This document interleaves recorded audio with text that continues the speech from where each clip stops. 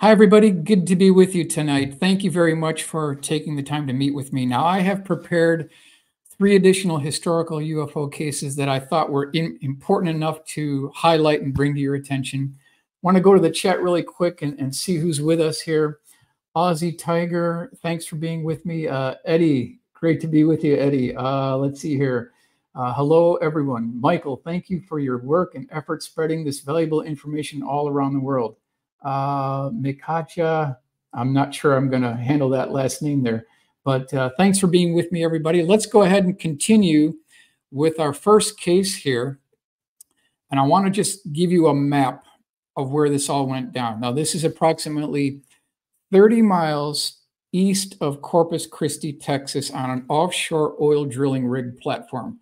That's the kind of the site picture that we want to get in our minds here. This is where this all went down. This is a great case. I love this case. We're going to move on to the next slide here. This just gives you an idea of what we're talking about here. We're talking about off the coast of Corpus Christi, Texas, on one of these large oil rigs. You know, we're talking about blue collar workers here. We're talking about, you know, real men here. These guys don't make things up. This is a multi-witness case. These guys are not lying. They're telling us the truth. We're going to move on to the next slide here. This is the breakdown of the entire case, and I'm going to go through these bullet items here. The witness is Jeremy Clark. He's an offshore oil rig engineer. There were 250 other individuals on this rig. So, you know, you might be able to discount 1 or 2 witnesses, but when you have 250 people, all these guys that they got oil all over them, they're putting these pipes in here. These guys are not lying. This is the real deal. The date is December 1997, 30 miles off the coast of Corpus Christi, Texas. Now, what they originally heard was a low-frequency rumbling noise. They saw 25 military helicopters approaching the oil rig. However, the helicopters were not the source of the noise. Something else was going on here.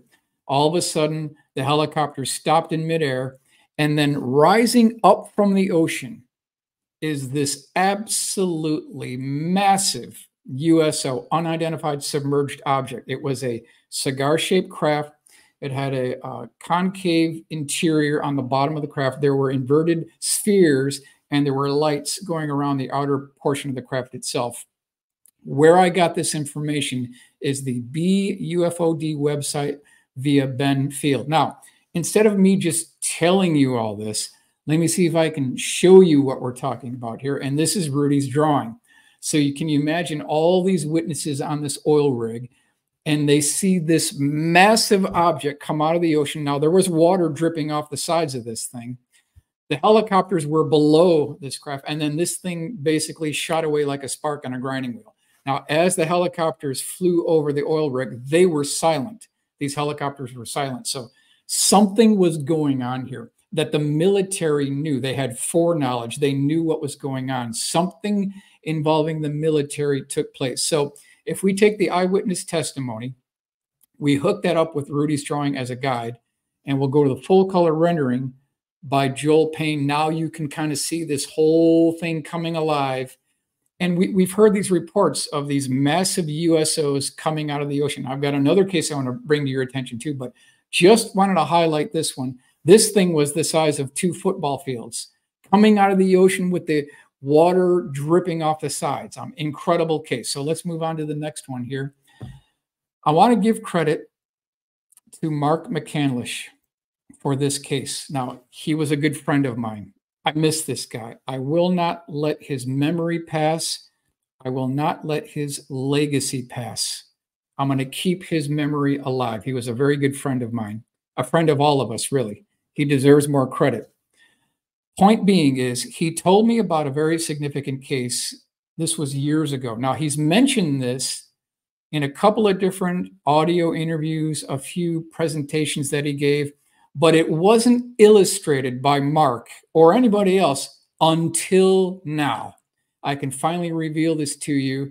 It took a lot of back and forth with Rudy, but we finally got it pinned down to the best of our ability to make this case come alive. So I want to give credit to Mark as being the person who originally brought this to my attention.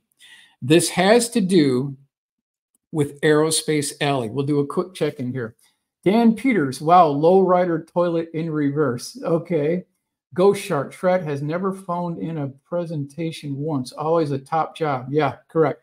Really leaning toward that. We just share the earth with another conscious non-human intelligence. Kevin, 25 Ghosts.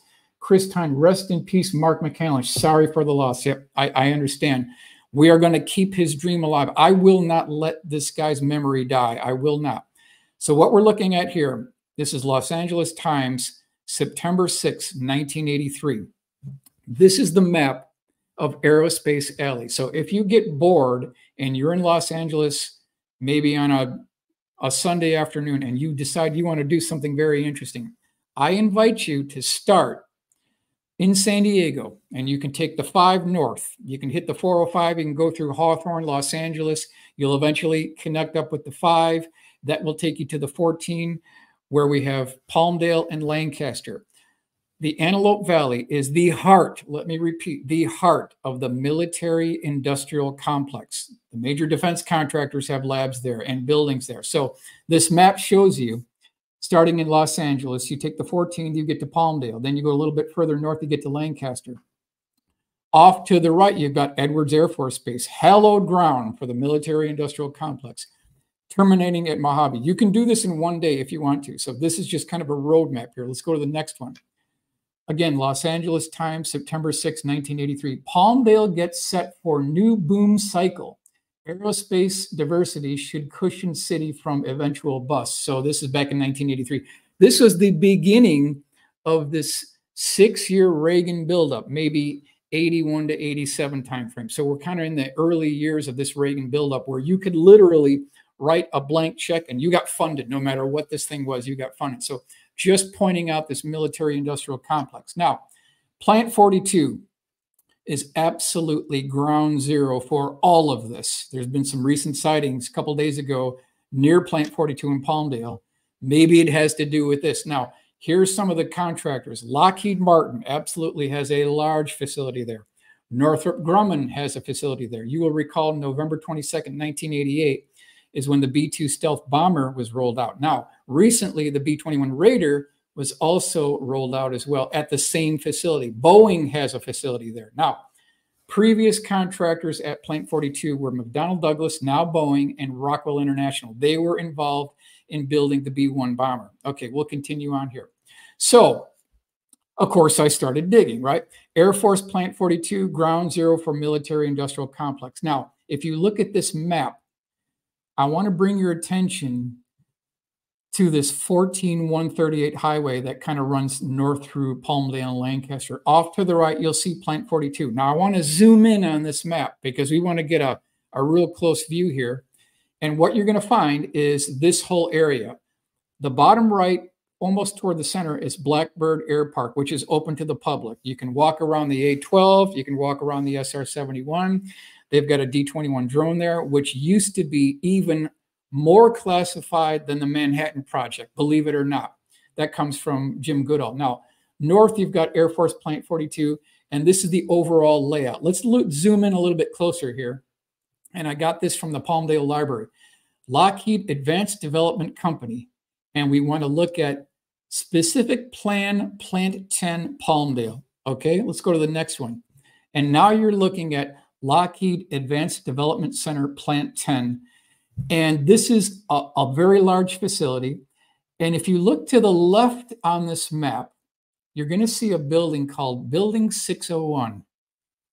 The main doorway, hangar doorway, faces the railroad. So you can kind of go down the highway and look off to your right, and you'll see this big white hangar.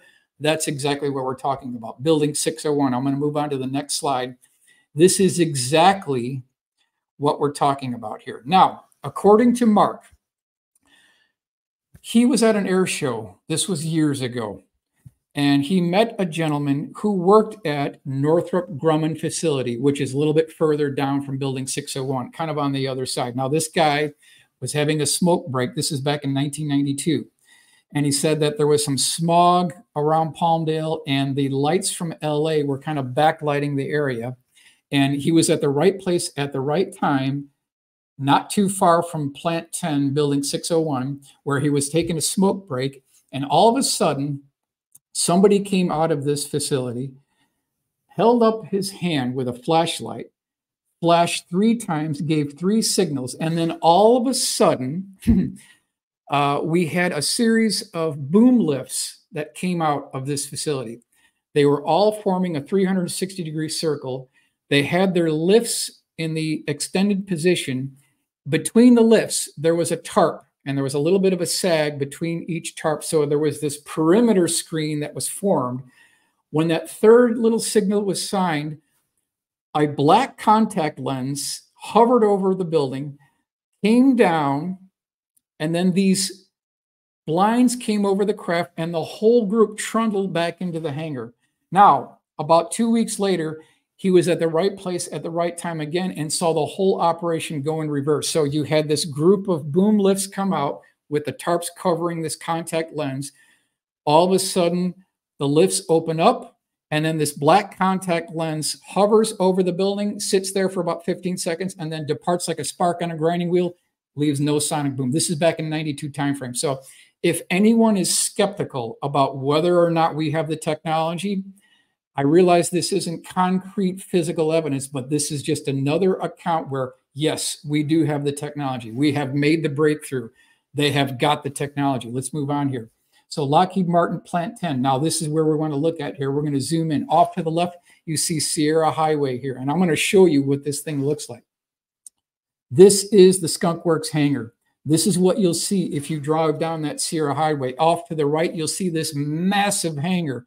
This is where this all went down. Now, on the other side of this hangar, this is where it all went down. Prior to Burbank Skunk Works going to the L1011 hangar, which is the same hangar we're talking about here, I'm taking you inside this hangar. This is what it looks like inside. So whatever saucer was going on, it would have been in this exact hangar. Now, this is pre-1995 timeframe, before Burbank went to Palmdale. It used to be the L1011 hangar. So I wonder what else they were doing beside building the L1011 in their eyes. I wonder what else, what other programs they were working on. Okay, so let's continue on. We'll check in here. Dan Peters, F2B gave him balance. Always the highest of detail. Thank you. Very cool, Michael. Great. Okay, so let's go to the next slide. These are what the boom lifts look like. They're standard boom lifts, and you can picture about 8 to 12 of these in a 360-degree circle, completely extended out, connected by tarps at the top. And here is what the scene looks like. This is via Rudy Gardet. I want to give him credit for this sketch. It took place in 1992. So you can see this black contact lens, about 120 feet in diameter, comes down with these perimeter screens protecting it. And then the whole thing trundles into the hangar. 2 weeks later, the whole operation happened in reverse. We've got one witness that saw this. So they absolutely have the technology. There's no doubt about it. Now we're going to move on to the next case here. This has to do with the USS Nimitz 1991. This is before the whole Nimitz thing, 96 timeframe. We're talking about predating all of this. So it's the USS Nimitz 1991. I want to give credit to Dan Bankert for alerting me to this case. It definitely deserved a drawing here. Primary eyewitness, Kevin Thomas. He was a U.S. Navy combat photographer. And in what his testimony indicates that the whole aircraft carrier went into a condition called darkened ship. And when they go to darkened ship, all of the external lights are darkened, the internal lights are darkened, and you're not supposed to be caught outside the aircraft carrier when they give you this order. Well, it turns out he was caught outside. It's completely black. However, according to Kevin Thomas, he said that on the starboard side of the ship, which is on the right side of the aircraft carrier, about 200 yards off the starboard side of the ship, an absolutely massive black triangle emerges from the ocean, maybe 50 feet tall, sits there for a few minutes, and then takes off very rapidly at a high rate of speed. So I thought, let's see if we can do a drawing that illustrates this. And this is what Rudy came up with. Now, keep in mind, the Nimitz is 1,092 feet in length. This craft, according to Kevin Thomas, was larger than the aircraft carrier. So we're talking about 1,200 feet in length, silently comes out of the ocean, no dripping water, and then departs at a very high rate of speed. So These cases are real. The fact that they went to darkened ship indicates that there was an intent, there was an intelligence behind this. The U.S. Navy knew what was going on, or they would have never caused this. This was not an exercise. This is something real. So these are just the 3 cases I wanted to bring to your attention tonight. I thought they were historically significant. We'll do a quick check-in here. Chris Tyne, great to be with you. Let's see here. Dan Peters, wow, I dealt with scientists from 1970, anti-gravity OK balance. Long Beach Jimmy. Okay, thank you very much. Hey, that craft is the same as my picture, the bottom UFO that is called the OX9. Okay, great. So thanks again for being with me. I will continue doing these cases. I'm a concerned taxpayer like everybody else here. Keep in mind that when it comes to things at Palmdale, right, things that we paid for, the military industrial complex, the United States Air Force, even the defense contractors, they are merely temporary custodians of these assets because we own these assets. We paid for them with our own tax dollars. We have every right to question authority. And so I want to thank you for your attention, and please like, share, and subscribe, and we will see you on the next episode.